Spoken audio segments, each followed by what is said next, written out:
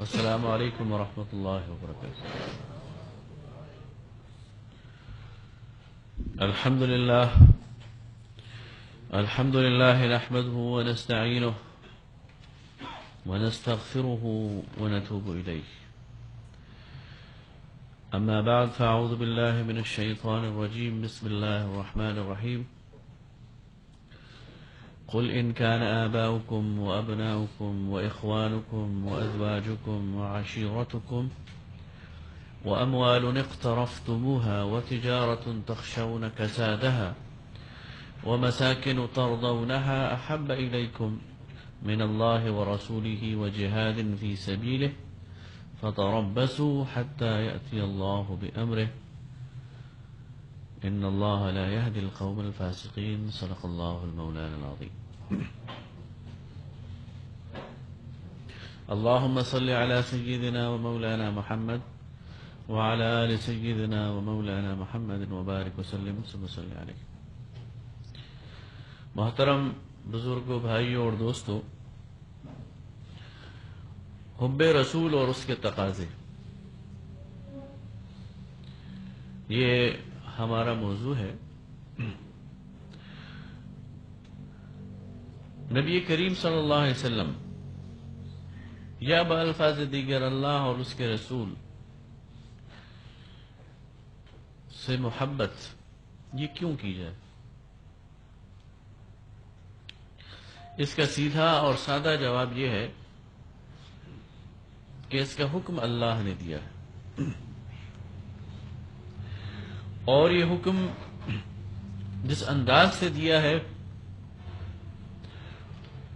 وہ آیت میں نے آپ کے سامنے پڑھ لی ہے۔ یہ سورہ توبہ کی آیت ہے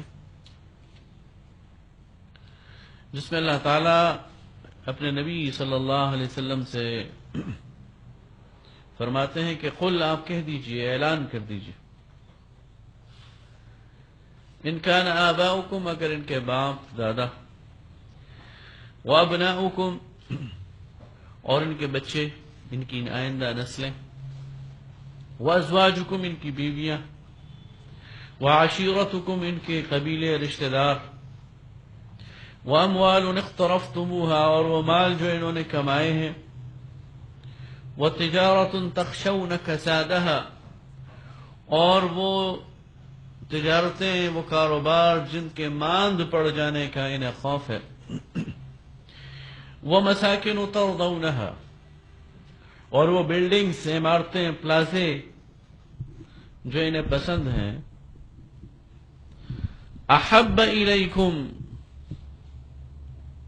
تمہیں پسند آ جائیں، من اللہ، اللہ سے زیادہ، ورسولہ، اور اس کے رسول سے، وجہاد فی سبیلہ، اور اللہ کے راستے میں جہاد سے، فتربصوا، تو انتظار کرو۔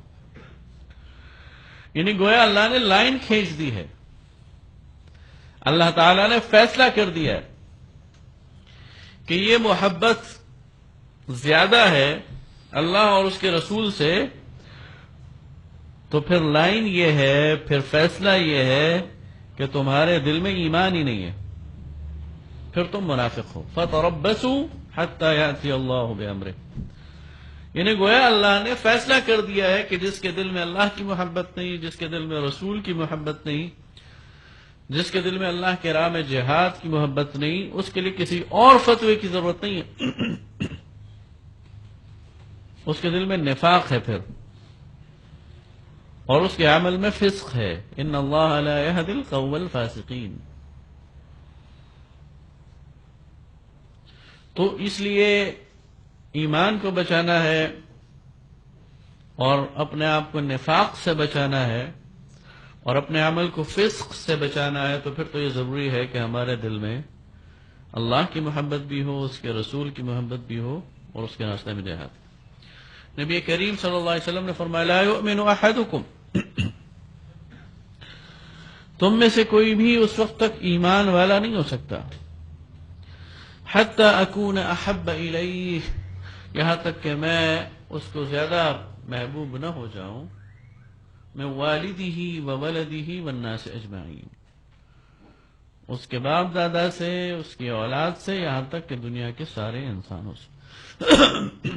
تو گویا رسول اللہ صلی اللہ علیہ وسلم کے ساتھ یہ جو محبت ہے یہ ہمارے ایمان کا جزو ہے، ہمارے لیے ضروری ہے،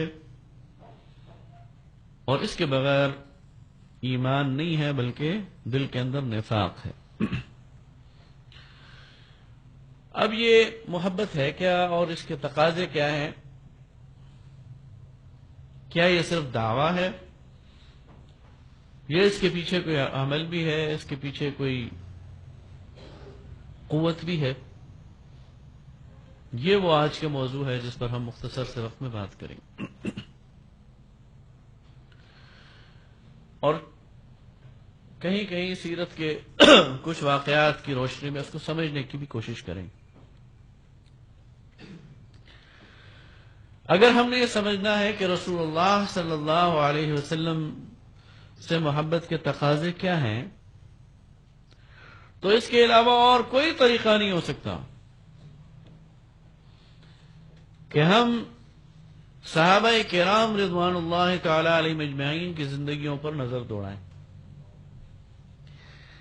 اس لیے کہ وہ ہستیاں ہیں جنہوں نے ان تقاضوں کو پورا کیا اور ہمارے سامنے ایک عملی نمونہ پیش کیا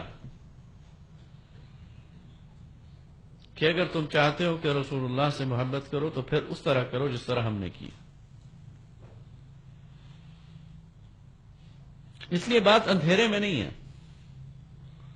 بات اندازے اور تخمینے کی نہیں ہے، بات بالکل واضح ہے، ماڈل ہمارے سامنے موجود ہے۔ نبی کریم صلی اللہ علیہ وسلم سے محبت کا اور آپ کے ساتھ تعلق کا پہلا تقاضا یہ ہے کہ ہم آپ پر ایمان رکھتے ہیں۔ قرآن میں ہر جگہ آمینوا باللہ ورسولہ، ایمان لاؤ اللہ پر، اس کے رسول پر۔ یہ ایمان کیا ہے؟ ایمان کا مطلب ہوتا ہے یقین کرنا، ایمان کا مطلب ہوتا ہے اعتماد کرنا، بھروسہ کرنا۔ تو اللہ کے رسول پر یقین، اللہ کے رسول پر اعتماد، اس کے کیا معنی؟ اس کے معنی یہ ہے کہ جو کچھ آپ کہہ رہے ہیں سچ کہہ رہے ہیں، آپ نے جس کام کے حکم کرنے کا حکم دیا ہے واقعی اسے کرنا چاہیے۔ جب تک یہ ایمان نہیں ہوگا کسی بات پر عمل کرنا یہ مشکل ہے۔ پہلا درجہ یہ ہے کہ انسان کو یہ یقین ہو کہ جو مجھے کہا جا رہا ہے ٹھیک کہا جا رہا ہے، چاہے میری سمجھ میں نہ آئے، چاہے میں نے نہ دیکھا ہو، لیکن چونکہ یہ کہنے والا شخص اس پر مجھے یقین ہے، اس لیے صحابہ کرام رضوان اللہ تعالی علیہم اجمعین نے اس کی عجیب مثالیں قائم کی۔ ایک بہت عمدہ مثال تو حضرت خزیمہ انصاری کی ہے رضی اللہ تعالی، انصاری صحابی۔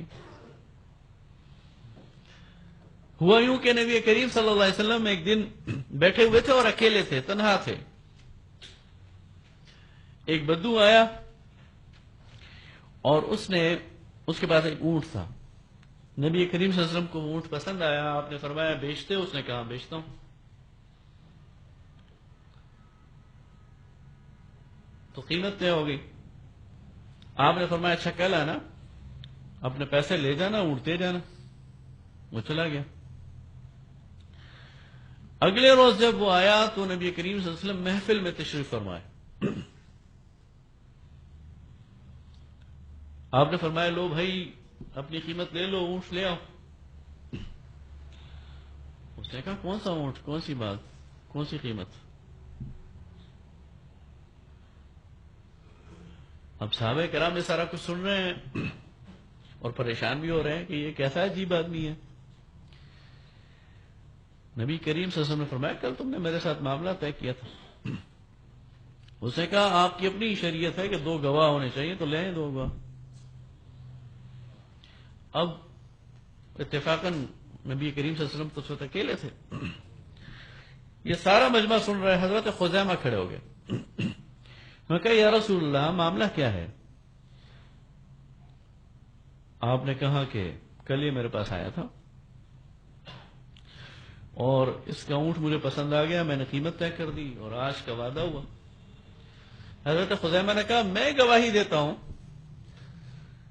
کہ اللہ کے رسول نے تم سے یہ معاملہ کیا. نبی کریم صلی اللہ علیہ وسلم مسکرائے, کہا خزیمہ تم کیسے گواہی دیتے ہو, تم تو موجود نہیں تھے, تم نے تو نہیں دیکھا معاملہ. تو حضرت خزیمہ کا جواب سنیں. انہوں نے کہا یا رسول اللہ میں نے اللہ کو بھی نہیں دیکھا, میں نے جنت کو بھی نہیں دیکھا, میں نے جہنم کو بھی نہیں دیکھا, لیکن آپ پر مجھے اعتماد ہے, آپ پر یقین ہے اور آپ کی وجہ سے ایمان لایا ہوں. تو یہ تو بہت چھوٹی سی بات ہے. نبی کریم صلی اللہ علیہ وسلم اس پر اتنے خوش ہوئے کہ فرمایا جاؤ خزیمہ, آج کے بعد تمہاری گواہی 2 گواہیوں کے برابر ہے. اور پھر اس کے بعد میں کام بھی آیا انہیں. لیکن بہرحال یہ ہے ایمان, یہ ہے یقین. کیا آج ہمیں یہ یقین حاصل ہے؟ آج ذرا ذرا سی بات پر کھڑے ہو جاتے ہیں لوگ, کہتے ہیں اسلام قابل عمل ہی نہیں ہے. آج لوگ رسول اللہ صلی اللہ علیہ وسلم کی لائی ہوئی شریعت پر نکتے اٹھانے شروع کر دیتے ہیں, تنقید کرنی شروع کر دیتے ہیں. بات انہیں سمجھ نہیں آتی اور کہتے ہیں ٹھیک نہیں ہے, غلط ہے, حالانکہ سمجھ انہیں نہیں آ رہی ہوتی, ان کے فہم کا قصور ہے. لیکن اپنے فہم کی طرف بات نہیں جاتی, شریعت پر انگلی اٹھاتے ہیں, گویا کہ وہ تقاضا پورا نہیں کر رہے ایمان والا, جو کہ پہلا تقاضا ہے اس راستے کا. نبی کریم صلی اللہ علیہ وسلم سے تعلق کا, آپ سے محبت کا, آپ کے امتی ہونے کا دوسرا تقاضا یہ ہے کہ ہم آپ کی اطاعت کریں. جو بات سمجھ میں آ گئی ہے پھر اس پر عمل کریں. اس کے بارے میں بھی اللہ تعالی نے ہمیں حکم دیا ہے, اطیعوا اللہ و اطیعوا الرسول. اللہ کی اطاعت کرو اور اس کے رسول کی اطاعت کرو. اور یاد رکھیے اس پر اللہ نے کوئی کمپرومائز نہیں کیا, بلکہ بات اس سے آگے بڑھا دی. من یطع الرسول فقد اطاع اللہ. جس نے رسول کی اطاعت کی دراصل اس نے اللہ کی اطاعت کی.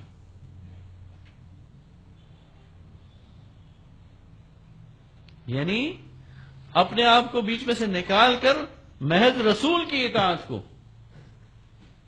اپنی اطاعت قرار دیا.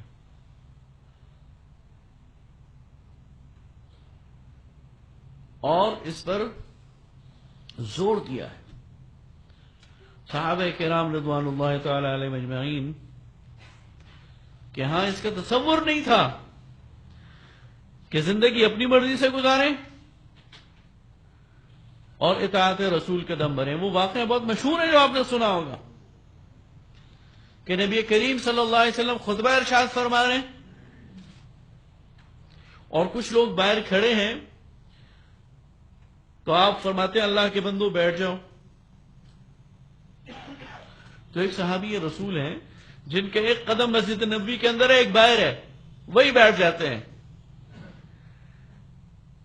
تو کسی نے کہا کہ اندر چل کے بیٹھو. کہا تمہارے پاس گارنٹی ہے کہ اندر قدم اٹھاتے ہوئے تم زندہ رہو گے؟ میں تو اپنا نام رسول کے نافرمانوں میں نہیں لکھوانا چاہتا, اور میرے پاس یہ گارنٹی نہیں ہے کہ میں اندر داخل ہو جاؤں زندگی کی حالت میں. اس لیے وہیں بیٹھ گئے. یہ اطاعت. اور وہ جو قرآن کی آیت نازل ہوئی ہے اس کی تفسیر میں مفسرین نے یہ واقعہ لکھا ہے کہ ایک مسلمان اور ایک یہودی کا کسی چیز پر جھگڑا ہو گیا, کوئی تنازع ہو گیا کسی زمین کے خطے پر, کسی اور چیز پر. تو مسلمان کے کہنے پر، اور مسلمان نہیں تھا، اس کے دل میں نفاق تھا، اسی کے کہنے پر وہ یہودی نبی کریم صلی اللہ علیہ وسلم کی خدمت میں آیا اور معاملہ آپ کے سامنے پیش کیا. آپ نے گواہیوں کو طلب کیا، معاملے کو دیکھا اور فیصلہ کیا کہ یہ چیز یہودی کی بنتی ہے. تو وہ جب منافق ہے وہ کہتے ہیں چلو آؤ ذرا ابو بکر کے پاس چلتے ہیں، ان سے بھی فیصلہ کروا لیتے. حضرت ابو بکر کے پاس گئے، ان کی مزاج ذرا نرمی تھی، انہوں نے انہیں بھگا دیا، کہا جس معاملے میں اللہ کے رسول نے فیصلہ کر لیا تو مجھ سے فیصلہ کراتے ہو، جاؤ یہاں سے. اس منافق کے دل میں آیا کہ عمر ذرا سخت ہیں اور کفار کے لیے ان کے دل میں زیادہ شدت ہے، چلو ان کے پاس چلتے ہیں. حضرت عمر کے پاس آئے، حضرت عمر نے کہا اچھا میں آتا ہوں. گھر سے آئے تلوار لے کر اور اس منافق کی جان لے لی، اسے قتل کر دی اور کہا جو اللہ کے رسول کے فیصلے کے بعد کسی اور کا فیصلہ کروائے گا اس کا انجام یہی ہے. اس پر مدینے میں باتیں شروع ہو گئیں کہ عمر جذباتی انسان ہے، انہوں نے ایک مسلمان کی خواہ جان لے لی. اس پر قرآن کی آیت نازل ہوئی فلا وربک لا یؤمنون، تیرے رب کی قسم یہ ایمان والے نہیں ہو سکتے حتی یحکموک فیما شجر بینہم، یہاں تک کہ نبی صلی اللہ علیہ وسلم یہ آپ کو اپنے تنازعات میں فیصلہ کرنے والا نہ بنائیں. ثم لا یجدوا فی انفسہم حرجا مما قضیت، اور پھر فیصلہ ان کے حق میں ہو یا ان کے خلاف اس پر اپنے دل میں تنگی بھی محسوس نہ کریں. زبان سے تو کہنا دور کی بات ہے، آپ کے فیصلے پر اپنے دل میں تنگی بھی محسوس نہ کریں. وَيُسَلِّمُوا تَسْلِيمًا، اور سر تسلیم خم کر دیں، تب یہ ایمان والے. آج کتنے ہی معاملات ایسے ہیں کہ ہم کھلم کھلا نافرمانی کرتے ہیں اللہ کے رسول صلی اللہ علیہ وسلم کی، دل میں تنگی تو کیا خلش بھی پیدا نہیں ہوتی، اور یہ احساس بھی نہیں پیدا ہوتا کہ ہم کسی غلط طرف جا رہے ہیں. نبی کریم صلی اللہ علیہ وسلم سے ہمارے تعلق کی اور محبت کی تیسری بنیاد وہ ہے اتباع.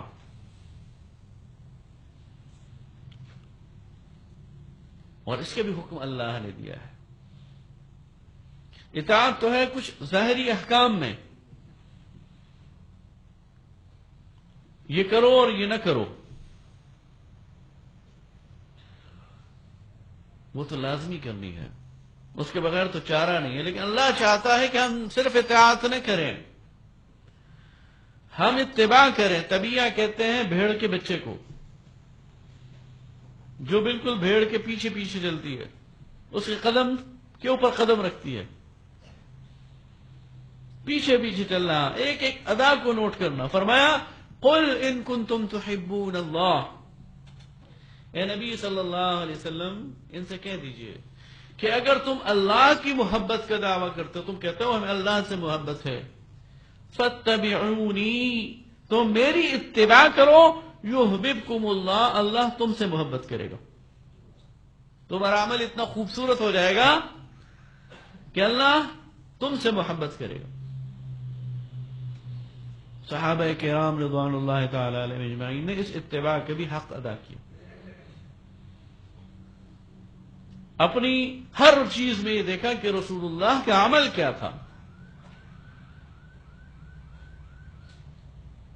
حضرت ابن عمر رضی اللہ تعالیٰ عنہ اپنے غلام کے ساتھ سفر پر جا رہے تھے. ایک جگہ سواری روکی، اترے اور یوں لگا جیسے قضاء حاجت کے لیے جا رہے ہیں. گئے لیکن فوراً آ گئے. تو غلام نے پوچھا کہ آپ گئے اور مجھے لگا کہ آپ قضاء حاجت کے لیے جا رہے ہیں لیکن فوراً واپس آ گئے. کہا مجھے ضرورت نہیں تھی، لیکن ایک دفعہ میں رسول اللہ کے ساتھ سفر پر تھا، اسی مقام پر آپ اترے اور آپ رفع حاجت کے لیے گئے تو میں نے صرف سنت پوری کی.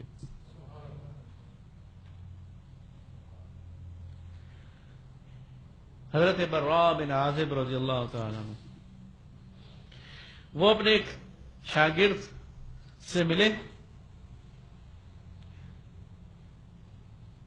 تو اس سے مصافحہ کیا، اس کا ہاتھ پکڑا، مسکرائے اور اس کا ہاتھ پکڑے پکڑے ساتھ چل پڑے۔ پھر پوچھا تم نے مجھ سے سوال نہیں کیا کہ میں نے یہ کیوں کیا؟ اس نے کہا حضرت یہ تو مجھے نہیں معلوم کہ کیوں کیا، لیکن بہت اچھا کیا۔ تو انہوں نے کہا کہ ایک دفعہ میں رسول اللہ صلی اللہ علیہ وسلم سے ملا تو آپ صلی اللہ علیہ وسلم نے مجھ سے مصافحہ کیا، مسکرائے اور میرا ہاتھ پکڑ پکڑ کر آگے چل پڑے، پکڑے پکڑے، تو میں نے تو وہ سنت پوری کی ہے۔ گویا صحابہ کرام رضوان اللہ تعالی علیہم صرف فرائض کی حد تک، صرف واجبات کی حد تک، صرف احکامات کی حد تک، صرف حلال اور حرام کی حد تک نہیں، بلکہ ہر وہ چیز جو رسول اللہ صلی اللہ علیہ وسلم سے انہیں ملی تھی اس کو انہوں نے سنبھال کے رکھا۔ کسی کو معلوم ہوا کہ نبی کریم صلی اللہ علیہ وسلم کو کھانے میں کیا پسند تھا تو وہ انہوں نے ساری زندگی کھایا۔ کسی کو معلوم ہوا کہ نبی کریم صلی اللہ علیہ وسلم لیٹتے کس طرح تھے تو وہ اسی طرح انہوں نے آرام کرنے کا معمول بنا لیا۔ گویا اپنی زندگی کو رسول اللہ صلی اللہ علیہ وسلم کی رنگ میں رنگ دیا انہوں نے، محبت کے لیے، آپ کے ساتھ ایک تعلق کے لیے۔ اور نبی کریم صلی اللہ علیہ وسلم کے ساتھ ہمارے تعلق کا اور محبت کا چوتھا تقاضا یہ ہے، یہ گھڑی ٹھیک ہے؟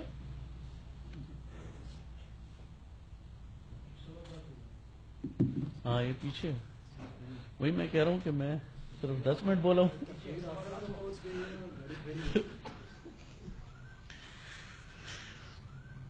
نبی کریم صلی اللہ علیہ وسلم کے ساتھ اور آپ کی محبت کا چوتھا تقاضا وہ ہے آپ صلی اللہ علیہ وسلم پر درود پڑھنا۔ اس کا حکم بھی اللہ نے دیا، ان اللہ وملائکتہ یصلون علی النبی یا ایھا الذین آمنوا صلوا علیہ وسلموا تسلیما۔ جب یہ آیت نازل ہوئی تو صحابہ کرام نے پوچھا یا رسول اللہ سلام کا طریقہ تو ہمیں آتا ہے، صلاۃ کا طریقہ بھی ہمیں بتائیں۔ تو پھر نبی کریم صلی اللہ علیہ وسلم نے صحابہ کو باقاعدہ درود پڑھنا سکھایا، اور وہ درود مختلف سلسلوں سے حدیث کی کتابوں میں موجود ہے۔ وہ جو ہم درود پڑھتے ہیں نماز میں وہ حضرت کعب بن عجرہ رضی اللہ تعالیٰ عنہ سے منقول ہے، اور وہ سب سے زیادہ مستند جسے درود ابراہیمی بھی کہا جاتا ہے۔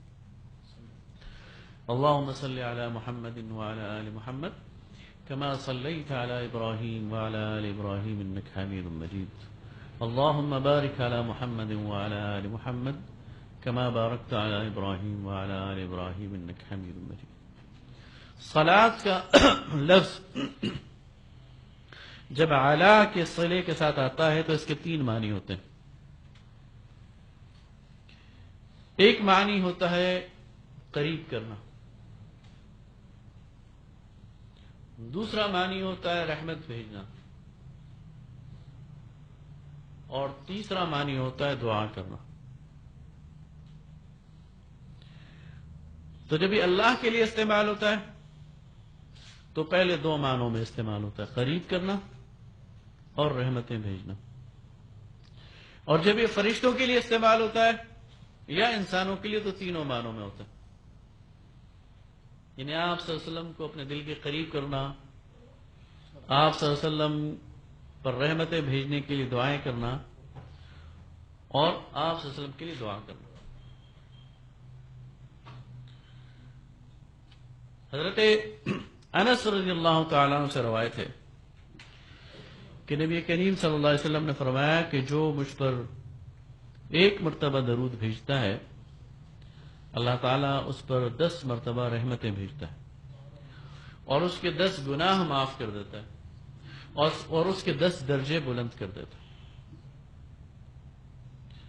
حضرت عبداللہ ابن مسعود سے ترمذی شریف کی روایت ہے کہ آپ نے فرمایا کہ کل قیامت کے دن میرا سب سے زیادہ قریب وہ شخص ہوگا جس نے مجھ پر سب سے زیادہ درود پڑھا ہو۔ حضرت عبد الرحمن بن عوف رضی اللہ تعالیٰ عنہ کہتے ہیں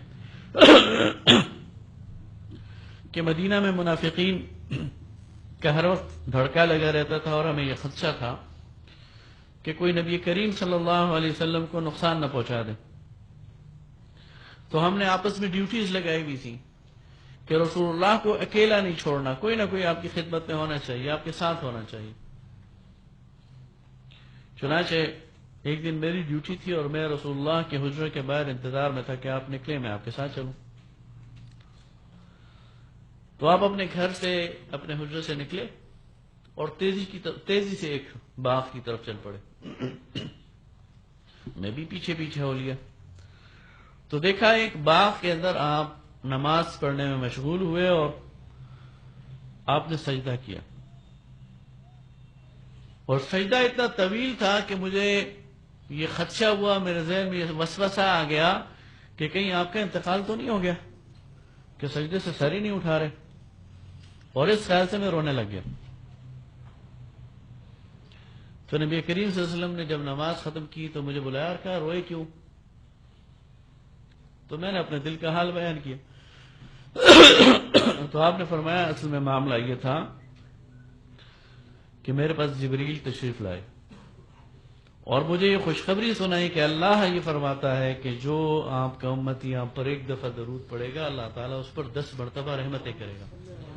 تو اس کا شکر ادا کرنے کے لیے میں نے اللہ تعالیٰ کی حضور اتنا لمبا سجدہ کیا۔ حضرت ابی بن کعب رضی اللہ تعالیٰ عنہ، ان سے بھی ایک عجیب روایت نقل ہے اور اس کو امام احمد بن حنبل نے اپنی مسند میں نقل کیا ہے اور ترمذی شریف میں بھی ہے، باقی حدیث کی کتابوں میں بھی ہے کہ حضرت ابی بن کعب نے رسول اللہ صلی اللہ علیہ وسلم سے پوچھا، یا رسول اللہ میں آپ پر کتنا درود پڑھا کروں؟ آپ نے فرمایا جتنا بھی پڑھو اچھا ہے، لیکن اس وقت کتنا پڑھتے ہو؟ میں نے کہا یا رسول اللہ میں اپنی دعا کا 4تھا حصہ آپ پر درود پڑھتا ہوں۔ آپ نے فرمایا اچھا ہے، لیکن اگر میرا حصہ بڑھا دو تو اور اچھا ہے۔ انہوں نے کہا یا رسول اللہ اب سے میں اپنی دعا کا آدھا حصہ آپ پر درود پڑھا کروں گا۔ آپ نے فرمایا بہت اچھا ہے، لیکن میرا حصہ بڑھا دو تو اور اچھا ہے۔ انہوں نے کہا یا رسول اللہ میں اپنی دعا کا 2/3 حصہ یعنی 3 حصے آپ پر درود پڑھوں گا، ایک حصہ اپنی حاجتیں مانگوں گا۔ آپ نے فرمایا اچھا ہے، لیکن اگر میرا حصہ بڑھا دو تو اور اچھا ہے۔ تو حضرت ابی نے کہا یا رسول اللہ آپ کے میں ساری کی ساری دعا آپ پر درود پڑھا کروں گا۔ تو آپ نے فرمایا تمہارے سارے کام سنور جائیں گے اور تمہارے سارے گناہ بخش دیے جائیں گے۔ دعا کس لیے مانگتا ہے انسان؟ اپنی کوئی حاجت ہوتی ہے تو اللہ سے مانگتا ہے، یا اپنے گناہوں کی مغفرت چاہتا ہے، تو اللہ کے رسول نے فرمایا تمہاری یہ دونوں ضرورتیں پوری ہو جائیں گی اگر تم صرف مجھ پر درود پڑھو۔ تو یہ وہ تعلق ہے جو ہمارا، اور یہ اس احسان کا تقاضا ہے۔ آپ دیکھیں ہم پر اللہ کے رسول جس کو اللہ تعالیٰ نے جتلایا بھی لقد من اللہ علی المؤمنین، اللہ تعالیٰ نے احسان عظیم کیا ایمان والوں پر، اذ بعث فیہم رسولا من انفسہم، کہ ان کے درمیان رسول بھیجا۔ اتنا بڑا احسان ہے اللہ کا، اور اس احسان کی وجہ سے ہم ہدایت کی روشنی پر ہیں، اس احسان کی وجہ سے ہماری عاقبت سنور سکتی ہے، اس احسان کی وجہ سے ساری دنیا کے اندر اسلام کا نور ہے۔ تو اس احسان کا تقاضا یہ ہے کہ ہم رسول اللہ صلی اللہ علیہ وسلم کے لیے اللہ سے دعا کریں، آپ پر آپ کی درجات کی بلندی، مقام محمود کے حصول کے لیے، اور آپ پر زیادہ سے زیادہ درود اور سلام پڑھیں۔ تو یہ وہ تقاضے تھے محبت کے، اور تعلق کے جو ایک ایمان والے کو رسول اللہ صلی اللہ علیہ وسلم کے ساتھ ہونے چاہیے. اللہ تعالیٰ سے دعا ہے کہ اللہ تعالیٰ ہمیں ان پر پورا اترنے کی توفیق عطا فرمائے. وآخر دعوانا الحمد للہ رب العالمین.